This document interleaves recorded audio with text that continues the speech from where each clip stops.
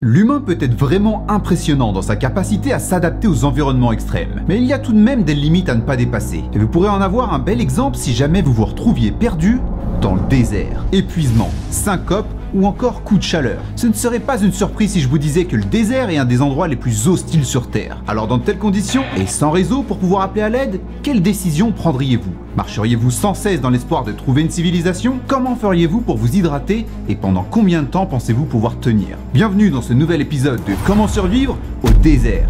Majid sur la poire fondue, j'espère que vous allez bien et que vous êtes prêts pour de nouvelles connaissances. C'est parti. Tout d'abord, ce qu'il faut savoir, c'est que bien qu'on pense à la chaleur quand on parle de désert, ce n'est pas toujours le cas. Puisque contrairement au Sahara où il y fait chaud toute l'année, dans le désert de Gobi en Mongolie ou encore de Taklamakan en Chine, il y fait très froid en hiver avec des températures déjà mesurées à moins 40 degrés. En fait, ce qui fait qu'un désert est considéré comme tel, c'est surtout la quantité de pluie qu'une zone connaît. S'il tombe en moyenne moins de 250 ml de pluie par an, et quand les précipitations n'ont pas lieu tous les ans, alors on parle de désert. Il y en a environ 20% sur la Terre, et le plus grand d'entre tous est le désert du Sahara, qui fait passer les autres pour des bacs à sable avec ses 8 600 000 m². En sachant ça, je vous laisse imaginer que ce que vous trouverez si vous aviez le malheur de vous aventurer dans un désert en marchant dans n'importe quelle direction ne serait rien d'autre que la mort. Donc la première des choses à savoir pour avoir une chance de survivre dans le désert, c'est l'orientation. Et sur ce point, vous serez peut-être surpris de savoir qu'il est plus facile de s'orienter dans les déserts de sable que dans les déserts montagneux. Et ce, grâce au vent dominant. Ces vents forment ces petites vaguelettes qu'on voit au sol, et le secret est qu'elles sont toujours perpendiculaires aux vents les plus forts. Si tu as eu la bonne idée de te renseigner sur les vents dominants de la région, alors tu as de grandes chances de savoir exactement la bonne direction à prendre. Mais c'est pas tous les jours qu'on se renseigne sur les vents dominants d'une région avant un voyage. Et à moins de savoir exactement où tu te situes par rapport au point que tu aimerais rejoindre, il y a peu de chances que cette info te sauve la vie. Non, dans le cas où tu t'es perdu en voiture par exemple, peu importe le nombre de kilomètres que tu as parcouru jusqu'ici, la meilleure des options pour toi sera de rebrousser chemin pour retrouver la civilisation. Mais si disons t'es du genre à souvent être la victime de la loi de Murphy et que tu atterris dans le désert suite au crash d'un avion, déjà félicitations parce que tu viens de survivre au crash d'un avion, mais si tu connaissais pas la loi de l'emmerdement maximal, la suite risque de te déplaire, puisqu'il va maintenant falloir survivre au désert.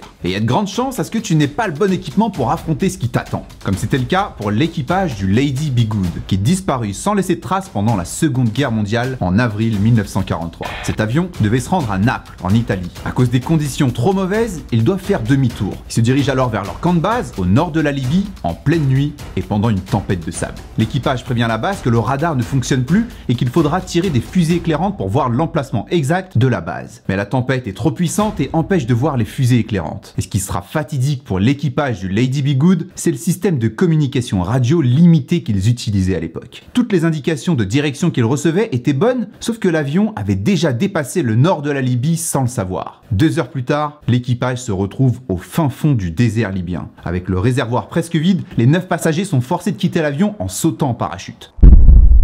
8 sur 9 survivent. Et aucun des 8 survivants ne se rend compte avoir fait plus de 700 km dans le désert qui, vu d'en haut, noir et vaste, ressemblait plus à la mer qu'ils traversaient juste avant. Logiquement, ils commencent leur ascension vers le nord, pensant être tout proche de la base. Pendant leur marche, ils ont l'idée d'utiliser leur parachute pour permettre aux chercheurs de les retrouver plus tard. On les retrouve morts en 1960, donc 18 ans plus tard. Dans un journal de bord, on peut y voir qu'ils auront survécu 8 jours avec une seule gourde et ont marché sur 130 km pour 5 d'entre eux. Les 3 autres, Guy Shelley, Rip Slinger et Vernon Moore, décident de continuer, mais leurs corps seront retrouvés 32 km plus loin pour Shelley et 43 km pour Rip Slinger. Vernon Moore, lui, ne sera jamais retrouvé. Ce qui est frustrant dans cette histoire, c'est qu'ils auraient pu survivre s'ils connaissaient leur position. En se dirigeant vers le sud à la même distance, ils auraient non seulement pu atteindre un oasis, mais aussi rejoindre leur avion qui s'était écrasé à une vingtaine de kilomètres plus au sud, avec à son bord, à boire, de la nourriture et une radio qui fonctionnait encore. La morale de l'histoire, c'est que se déplacer pour trouver de l'aide n'est pas forcément la meilleure des solutions pour espérer sortir d'une situation pareille. Si tu as des réserves d'eau et qu'on sait à peu près où te trouver, signale ta position en faisant un feu. Ce sera ta meilleure chance d'être retrouvé. Il te permettra d'être visible grâce à la lumière la nuit et à sa fumée le jour. Par contre, sans briquet ou allumette, oublie.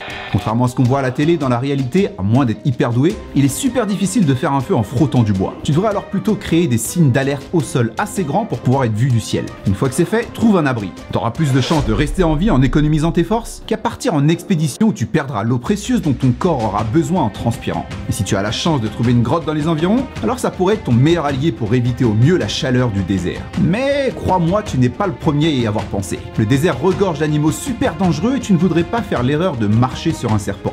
Tu Tu as donc tout intérêt à vérifier avec un bâton si la grotte est bien vide avant de t'y installer. Et même si en dehors des serpents et scorpions tu pourrais trouver d'autres petites bêtes pour te nourrir, c'est vraiment pas la priorité pour l'instant. Vivre sans manger, tu peux le faire pendant 1 à 3 mois. Essaye de vivre sans boire et tu mourras au bout de 3 jours. Et les derniers moments ne seront pas beaux à voir, donc si tu tombes à court d'eau, vaudrait mieux se dépêcher de se préparer à partir en expédition. Et donc être prêt à subir ton ennemi numéro 1 dans le désert, le soleil. Et la meilleure manière de l'affronter, c'est de l'éviter. En te déplaçant de nuit, tu profiteras de l'air frais des déserts qui peut descendre jusqu'à moins 10 degrés. Froid, certes, mais plus supportable que la chaleur. Et tu te déplaceras plus loin et plus vite avec beaucoup moins de risques d'épuisement et de transpiration extrême. Rien que ce choix te fera économiser environ 3 litres d'eau par jour. Et si tu décidais de ne pas écouter ce conseil et malgré tout marcher de jour, alors les problèmes ne feront que commencer et la nature se jouera de toi. Malheureusement pour toi, ce n'est pas un oasis et encore moins un lac, mais juste un mirage. Bon, dans la réalité, ça ne se passe pas exactement comme ça, hein. Déjà le mirage s'estompe au fur et à mesure qu'on s'en rapproche, et puis c'est loin d'être aussi net. Ce qu'on voit au loin ressemble plutôt à un lac qui reflète ce qu'il y a derrière lui. Comment ? Le soleil chauffe fortement le sol, ce qui fait que l'air au niveau du sol est plus chaud et moins dense que l'air qu'il y a au-dessus. Il y a donc 2 niveaux qui se créent, et lorsque la lumière entre dans la zone chaude, elle va se mettre à se courber jusqu'à complètement faire demi-tour et remonter jusqu'à notre œil. Notre cerveau va alors interpréter ce qu'il voit comme étant quelque chose qui vient vraiment de cet endroit, alors qu'il ne s'agit que du reflet du ciel qui s'estompe quand on s'en rapproche. D'ailleurs, on connaît principalement les mirages dus à la chaleur, mais les mirages froids existent aussi, et sont encore plus impressionnants puisqu'un des effets qu'il peut y avoir, c'est de donner l'impression que l'objet vole dans les airs, et qui est sans doute à la base de nombreux récits de bateaux fantômes. Bref, tout ça ne va pas nous aider à trouver de l'eau, et à moins de trouver un oasis, un vrai, va falloir trouver une solution. Et vite. La première chose à faire sera de chercher des signes de vie autour de toi. S'il y a des animaux ou des insectes, c'est qu'une source d'eau n'est pas très loin. Tu es donc sur une piste.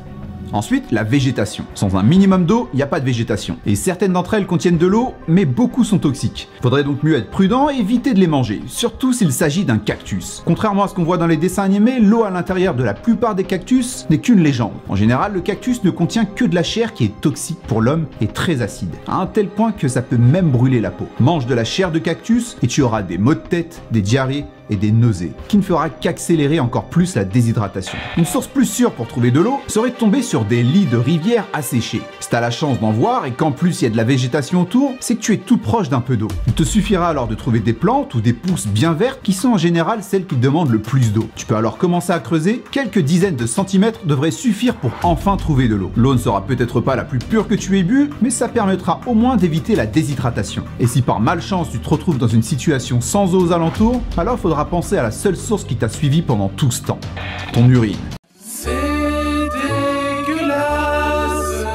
Ouais, je sais, dégueulasse, mais là on parle de survie, il va donc falloir prendre des décisions difficiles pour rester en vie. Et l'urine peut faire partie du plan. Faut juste garder à l'esprit que l'urine est principalement composée de déchets toxiques et que la boire forcera le corps à travailler encore plus pour filtrer le tout, ce qui peut être très mauvais à force. Toutes ces infos forcent encore plus le respect aux nomades comme les bédouins, capables de parcourir des milliers de kilomètres dans le sable en utilisant le soleil et les étoiles pour se diriger. Et des dromadaires, véritables navires des sables pour transporter leur matériel. Ils ont su utiliser des techniques ingénieuses et pourtant contre-intuitive pour mieux supporter la chaleur du désert, comme boire des boissons chaudes qui augmentent la transpiration, mais ce qui justement permet de mieux réguler la température du corps. Porter des vêtements sombres qui attirent la chaleur, mais protègent mieux contre les rayons UV du soleil et qui sont amples pour favoriser les courants d'air, tout comme leurs habitats qui sont construits dans la même logique de faire passer un maximum d'air. Perso, j'ai beaucoup de mal avec les chaleurs extrêmes et quitte à choisir, je préférais me retrouver perdu en Antarctique. D'ailleurs, je serais curieux de savoir si vous êtes plus du genre à supporter la chaleur ou le froid. Alors dites-le moi en commentaire avec un emoji de feu